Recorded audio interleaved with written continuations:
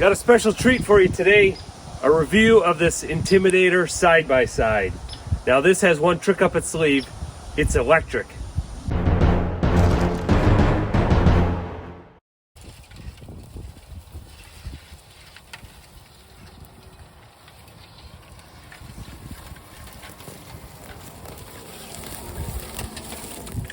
All right, my friend Mark here was nice enough to allow us to come video and do a review of this side-by-side.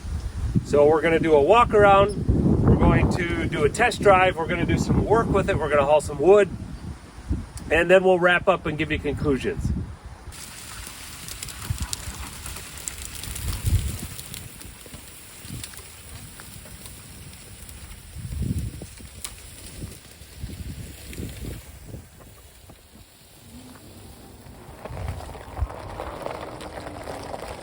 So what we have here today is the Intimidator utility vehicle. So this is made by the Intimidator company based out of Arkansas. It is manufactured right here in the US with US steel according to their website. So Mark, why don't you tell me about the dump bed here? Sure. This is all steel, powder coated. They have the plastic panels, but the bed itself is all steel. Drop it. There is a package that you can get that has an electric dump bed. I opted not to get that. The package itself is another $1,000. So we're going to show you how to dump all of this out in our next segment. And if we take a look below the dump bed here, we can see we've got an A-arm independent suspension on the rear with coilover shocks that are preload adjustable. And if we take a peek in here, we can see the differential in the back is pretty significant. One of the largest I've seen on a side-by-side. Square tube, round tube construction there. This thing is not built lightly. Things look quite sturdy back there. And of course, we've got a large 2-inch receiver hitch there for pulling or implement needs. And if we take a look here, we can see we've got disc brakes all around.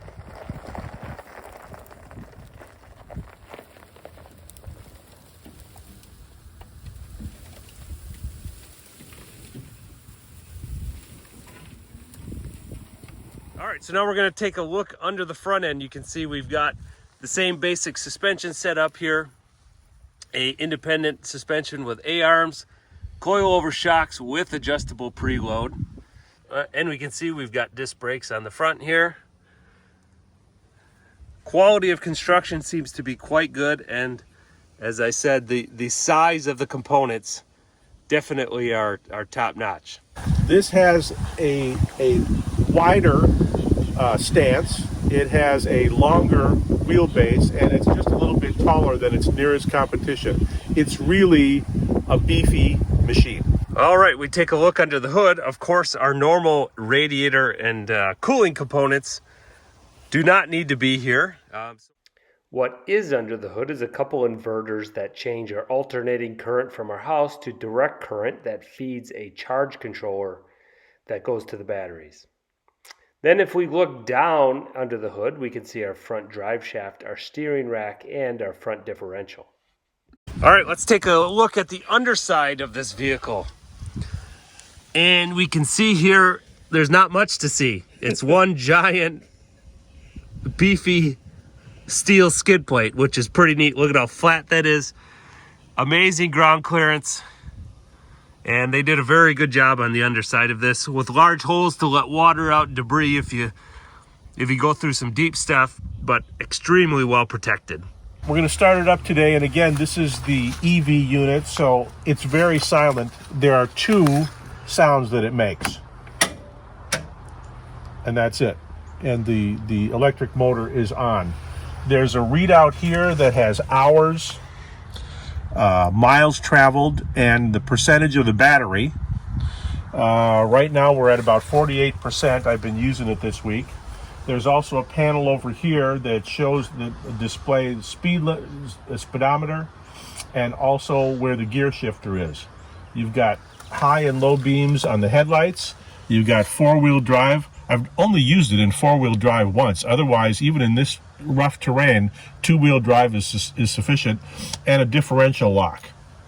So the shifter is pretty stiff, I have to say, and I'm glad to have this readout here so we can tell exactly what gear I'm in. All right, so now I'm in reverse.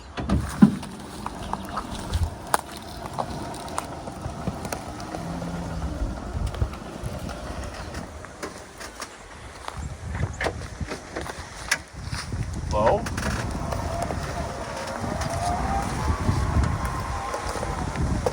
And there's no idling noise. It's completely silent when you're not moving.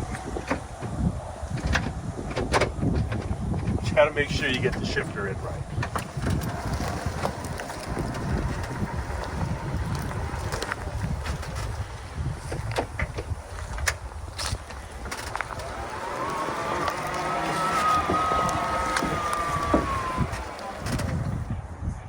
That's about as noisy as it gets. So you may be asking yourself, how do you charge this? And Mark is going to demonstrate how he charges his vehicle here. It's just ridiculously simple. It's a 3-prong plug. You get a good heavy-duty electrical cord, plug it in the garage outlet, and plug it in here. I had it down to 35% left in the batteries, and it charges overnight to 100%. Very easy. Now let's take a look at the cab here. This, again, as Mark said, this is a good sized vehicle, and it's 3 across seating with very ample leg room,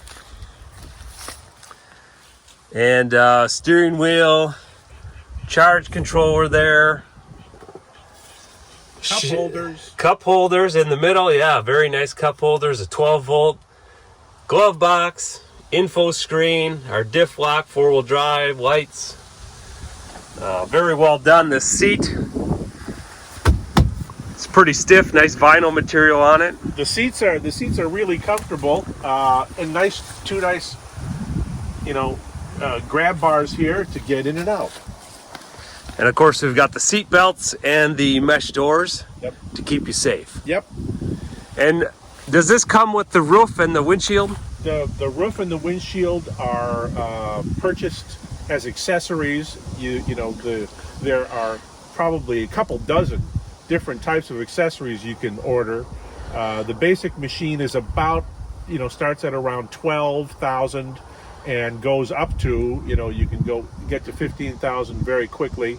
Delivered, this was just a little over 15,000, but it's the most important thing for us is that it's a commitment to electric power rather than fossil fuels. And so we have a 5-acre lot here. My wife is a master gardener, so we're always hauling mulch and compost and manure, and as you can see, firewood and gardening tools. And for us as retirees, both near 70, this is a machine that really helps us enjoy our 5-acre lot here and get a lot done.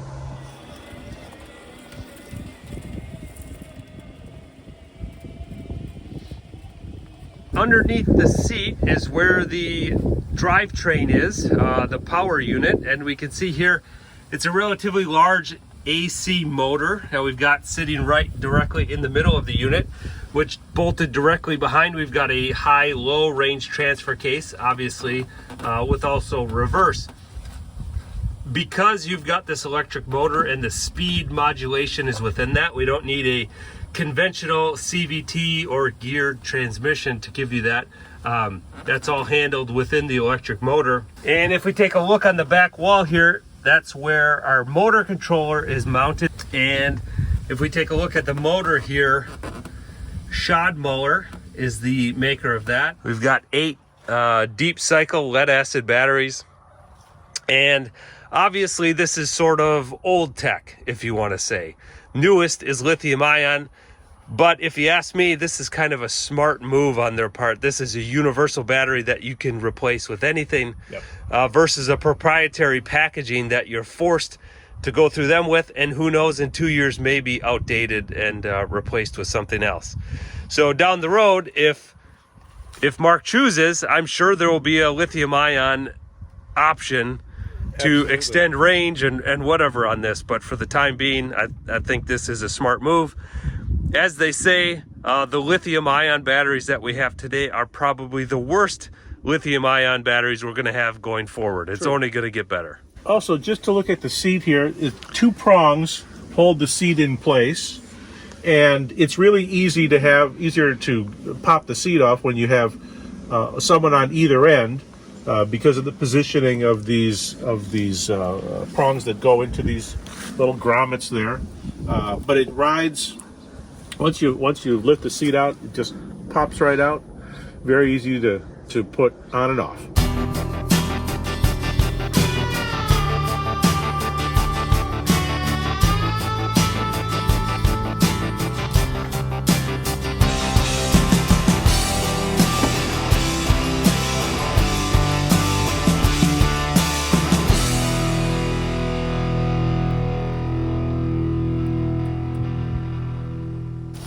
One of the interesting discussion points when we talk about electric vehicles is why they took so long to get here, why 20 years ago these lead acid batteries were available.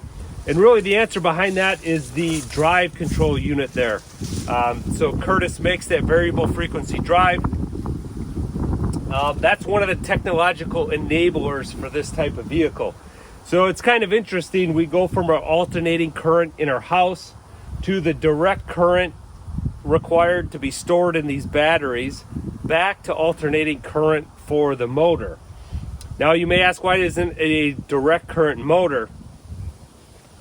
The reason is their drive units are not as refined. So for a direct current motor, what we're controlling is the voltage on that motor with a rheostat, the old knob.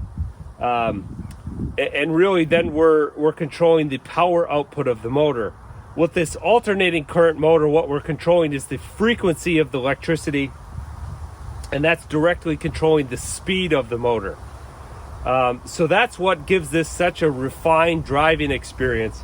With the pedal and your foot, you're directly controlling the speed of the motor, and it is internally modulating the power required to maintain that speed. So the driving experience, very intuitive, not much different, but there's a lot going behind the scenes to make it so refined. Now Mark just moved over here. We're gonna dump the wood in the bed here, but what I noticed, Mark, when you were driving there is it seems like low speed control is very good with the electric. Yeah, I mean, it's you can really dial it down to just inches at a time. High speed, you can get it up to, I've had it up to 12 miles an hour, but on this kind of terrain, 2 or 3 miles an hour is the fastest you can go. But for rough terrain, you can get it down to just moving inches at a time. All right, let's see how that dump bed works. All right.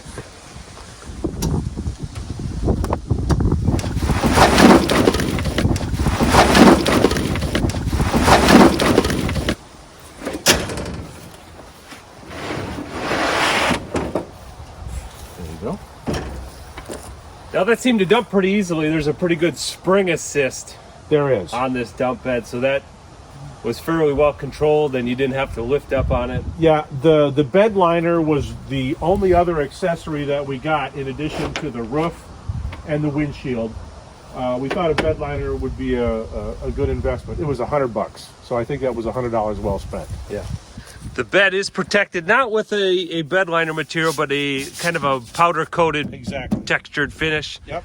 And this bed mat, rubber bed mat, is in there to protect the bottom. Yep. It's going to take us on a ride now, so we'll climb into the machine here, connect our mesh, put on our seat belt. Yep.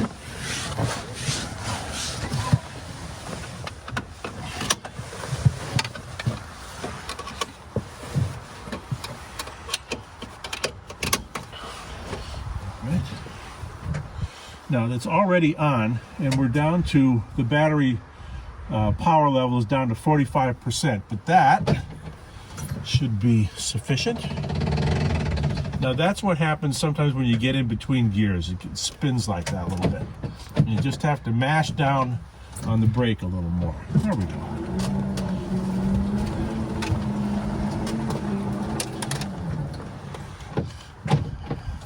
And I would say the first thing that strikes me, even when watching this vehicle move and operate, and then especially when riding in it, is just how quiet it is. Of course, we're in low range here. We have a little bit of gear whine, but other than that, it is absolutely silent.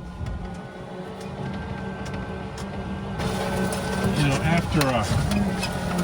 after a summer like we had of heat and plenty of rain, all of this property is covered in goldenrod, bee balm, you know, native grasses, and wild vines, and you know, all volunteer. And some of these weeds got to be, you know, 5-6 feet tall, but it was no problem to drive right over. Now here's the other thing. We're still in two-wheel drive, and the differential is not locked.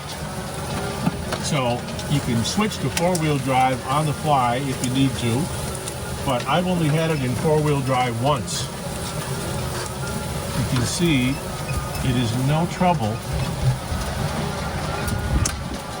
to go over these weeds and small shrubs and small trees. See, we're moving around at 3 miles an hour.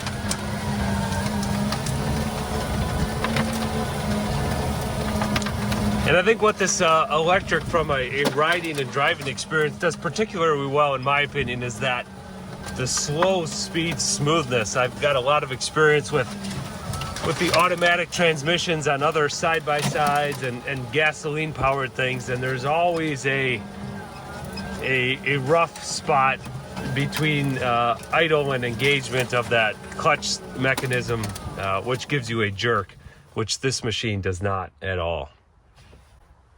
When you're not moving, it's completely silent. And I can see why they would market something like this for hunters. When they want to get out in the woods, they want to be quiet. You know, for us, it's about a working tool to move objects around the property, and also to get to parts of the property that we normally wouldn't have access to if we had to walk through weeds that are 5 feet tall. The lot is long and narrow. You can see we're right on the edge. We had it surveyed, so we've got our little pink markers.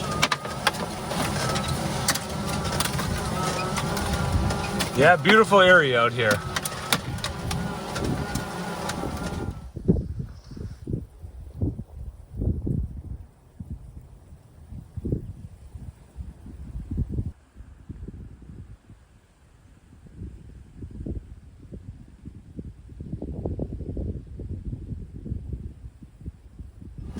And about 3 miles an hour, maybe 4 in a more level place like this, is about as fast as you want to go, because you can never tell what you're going to be running up against. And we've been in low range this whole time. Could we switch to high just to see Sure. what the difference is? Sure, absolutely.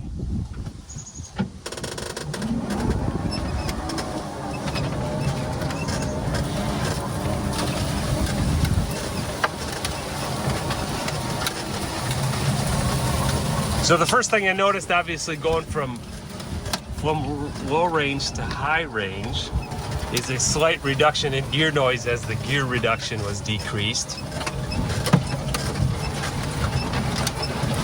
And you can tell it just wants to go faster. Yep. But a perfect example, we just had snuck up on a deer with how quiet the machine is.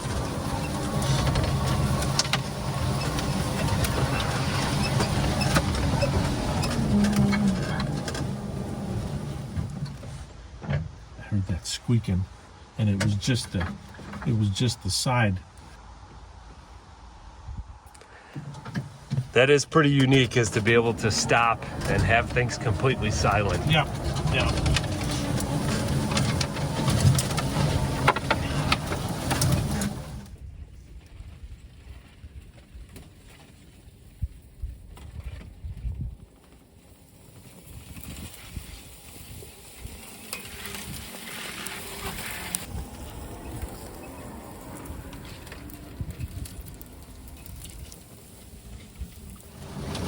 And we are going over some fairly rough terrain here. This is kind of, as you can see here, just native kind of open field.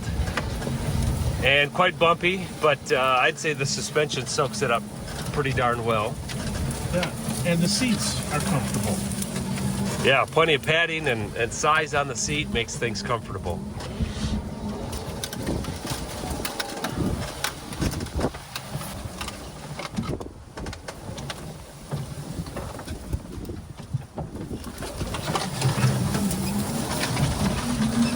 Well, that was a pretty good little ditch there, actually, and this thing handled it no problem. And again, we're still in two-wheel drive. We've made it to the road here. Have you taken it for a medium speed on the road yet? Yep, we went down to visit the neighbors. Never in four-wheel drive, always in two. But it'll...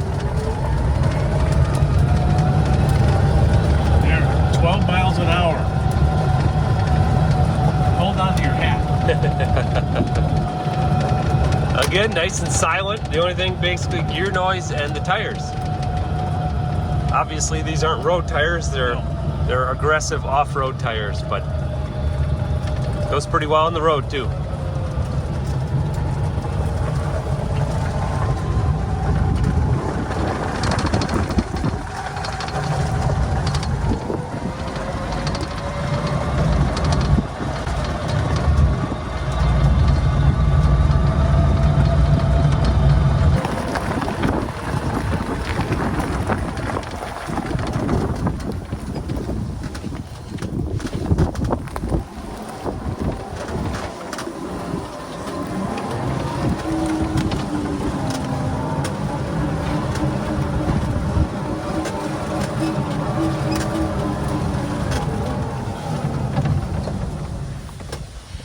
And the power is now down to 29%. So we used up a good chunk of the energy, but now it'll charge overnight. Now, what do I think of this thing? I think it is pretty darn unique. The ability to be completely silent, not have to get gas, plug it in overnight, you're good to go, are all very cool things. And if you're a skeptic, I say just try it. Get in one of these and ride it. There are some very unique benefits to the electrification of this vehicle, especially for hunting applications. I think that would be very good. Now, who is this not for? Obviously, if you want to go rip on the trails for a day, this is probably not the machine for you. It has a 14-mile range, which for a homeowner who wants to get work done around the house and go out to the woods, go hunting, haul some tree stands in and out, get to your tree stand, I think that's a perfect fit. But obviously that range limits things a little bit. So the other thing, the Intimidator brand, I think it's very cool that it's made in the USA with USA steel. That's important to keep our economy going here.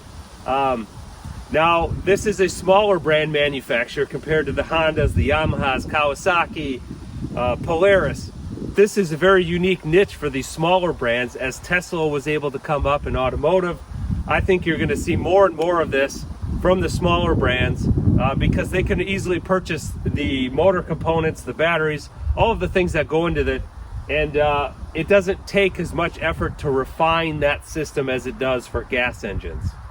So I want to give a big thanks to Mark here for inviting us out today and doing a review of his machine here. It is a pretty cool machine and really appreciate it. Well, you're welcome. Always a pleasure. And I hope that the folks learn a lot about electric UTVs. Thanks for watching. Adios.